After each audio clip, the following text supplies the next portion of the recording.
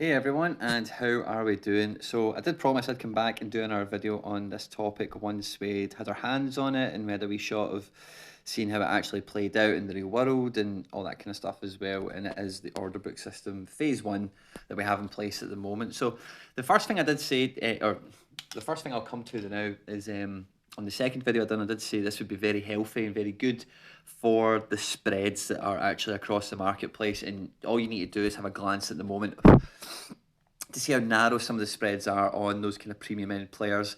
And it does give you, as a holder of these positions, a lot more security than what it did when, for example, worst case scenario, the instant sale feature was completely turned off, or the previous kind of model where the spread could just be adjusted by football index depending on different, they've got also risk management people in place and they don't want to be overly exposed in certain areas and they would kind of manipulate up, increase and decrease spreads on different things with no real apparent rhyme or reason to me and you. So it's good that we have as a user base that we have that control now, and the players that do have good inherent value, their spreads have narrowed right down. Now, a lot of one of the things that you might see across like the Twitter sphere or anything like this as well is people talking about the 2%. So obviously you've got a 2% commission on the buys, and if you're putting a bid in for somebody, you need to make sure really you're less than 2% of market value. Now, at the moment, that's not applicable because there's no commission on the buys between now and I think it's the 1st of July. You can go check out the T's and C's for yourself, but it's July at some point, maybe the end or the beginning. I'm sure it's the beginning. So we have a unique opportunity right now where there is no commission on these things and you can really buy as long as your bid is accepted. Anyone on the market. So if I was to go Bruno the now, place a bid, and then I could put a bid in of anything between, as you can see there, £7.15 and £10.20. Now what Football Index said is they're going to keep that bandwidth to the kind of lower end of it being no less than kind of like 60-ish% of a hold, and I don't know why they would impose that parameter without actually backing it up themselves. So what I mean by that is some players out there, and it might be quite hard to find one now because the order book system has been in place for enough days, but it might be quite hard to find somebody that has no, and oh, there's one there. So this guy has no bids on him, nobody's interested in him, okay? Now, if the Football Index, we're going to be putting a parameter on this guy, so minimum pricing is 3p.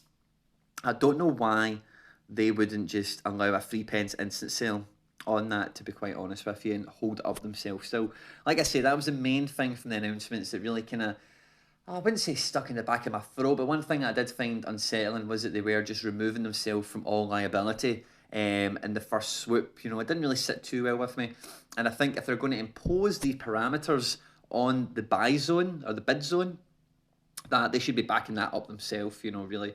So it gives us as traders the option of, if we're going to be manoeuvring within that bandwidth as well, it means then if you're a holder and you are Billy Bob desperate, and you're holding like this piece of shit here, Zoran Nizic or whatever the fuck, you have that kind of get out of jail, at least you can instant sell for 3p or something like that, it would.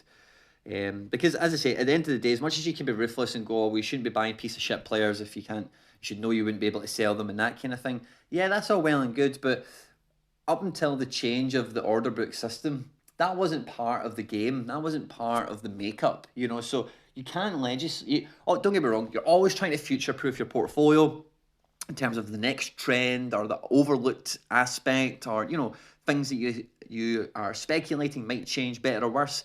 But something like this, guys, if you've been on the platform even like 2 months before the announcement, imagine you were relatively new. There's no fucking chance you could have predicted this. Not even the people like myself who've been making content, people who are very vocal in the community and very well educated on the product would have guessed that that was going to be move one, was all liability from Football Index would be removed. So I'm not too enamored with move one. But to be honest with you, I've seen some amazing feedback from a lot of traders out there who have been getting people in that bid zone and have been picking up some amazing bargains. I've not adjusted my strategy too much. We'll have other videos throughout the week where I talk about where the portfolio is at, the strategies we're running. I've not released any capital yet to go and bid zone anyone. And what I'm doing now is I'm starting to kind of feel out and thinking, right, okay, well, who would I like to get at a discount? Who would I like to get below market value? Because the thing about it is, already, as soon as you do that, so let's can we just do a little stupid live example? Let's say Zinchenko, because I hold him already anyway. So let's say I wanted to buy some Zinchenko. If you look through, my balance is £4.63. That's from dividends captured, okay, with the fantasy football strategy. If I put in an 87 pence bid for our boy here, Zinchenko, and I say I want to buy 5 of them, I'll put that bid in.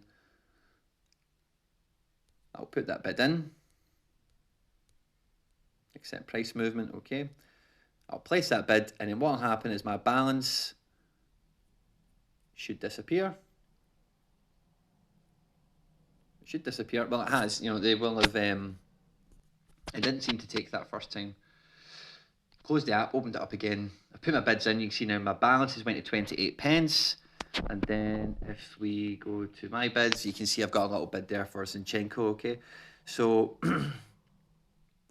because my balance, I'm now losing a bit of liquidity if I was to now not look at the app or, you know, whatever. So I'm only going to be doing this personally when I've got the right opportunity in place and I'm happy to have capital sitting there ready to be utilised, you know. So it's one of those things, if you've had a lot of cash balances floating about or you've been happy to deploy capital towards a bid zone bid, then brilliant, well done to you, and I hope you've picked up some bargains.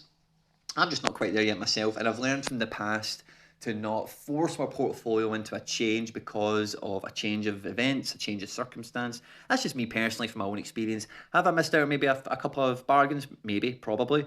But I've just learned from before that I want to do as minimal transactions as possible, and that's the thing with football indexes. Sometimes you can get transaction happy and you think, oh, I'll buy into this one, I'll buy into that one, and then you regret it and you think, oh shit, I shouldn't have done that, I should have bought that guy, and that kind of thing. So I'm quite happy to slowly take my time while this commission free period is in and try and find myself a Billy Bob bargain that I know is lock, stock and two smoking barrels value for money. I would recommend you do the same. If you have used the bid zone effectively already, in the comment section below, let me know what you've done. Let me know the amazing bargains you've captured, guys.